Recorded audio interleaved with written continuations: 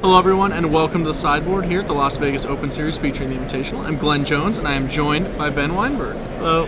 Ben, you're playing a pretty interesting Legacy deck. Yes. It's got some conventional things we're used to seeing. You've got Show and Tell, Gristlebrand, Emrakul. Yes. These cards frequently combine together to win games in the Legacy format. However, you've supplemented Show and Tell with Eureka, the Hypergenesis before Hypergenesis, as Yes. it were. 4 mana, both players start Show and Telling until they're both done, basically. But you can put Planeswalkers into play. Yep.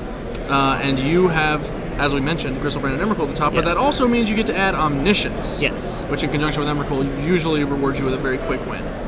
So you're playing a pretty standard cantrip-based deck here. Yes. What's the spice? I have Eureka to put Omniscience into play, and then I'll just stop putting monsters into play, and then either hopefully cast Emrakul or Living Wish, or possibly Gristlebrand.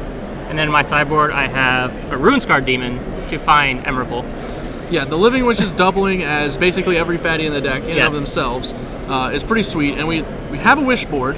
Yes. Normally Show and Tell has to like kind of add some extra monsters, side them in maybe. You have to actually find them.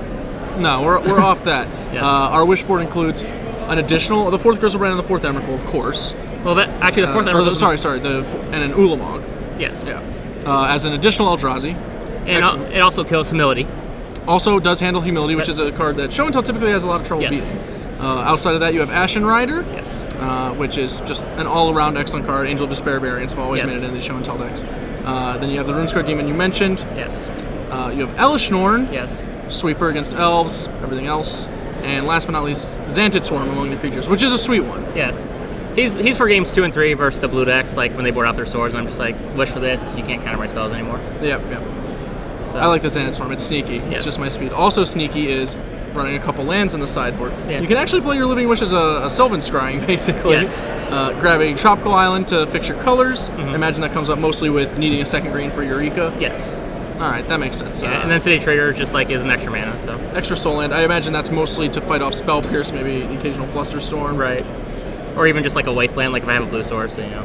Alright, so tell me the story about how you wound up with this particular deck, because it's obviously not exactly out of the conventional Yes. Legacy deck box. Mike Belfato, who's like top 8 of some Star City Opens, brewed it up, and, thought it was pretty good. Like, I feel like in the Sneak and Show mirror, like I'm probably favorite, because like I can put Omniscience into play off of Show and Tell, so.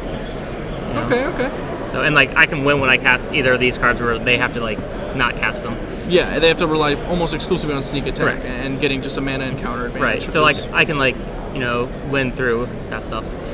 Alright, Ben, well, the Legacy rounds have just started. Yes. So we haven't really seen what this deck has to offer just yet. I'm hoping it's a lot. Good luck. Yes, thank you.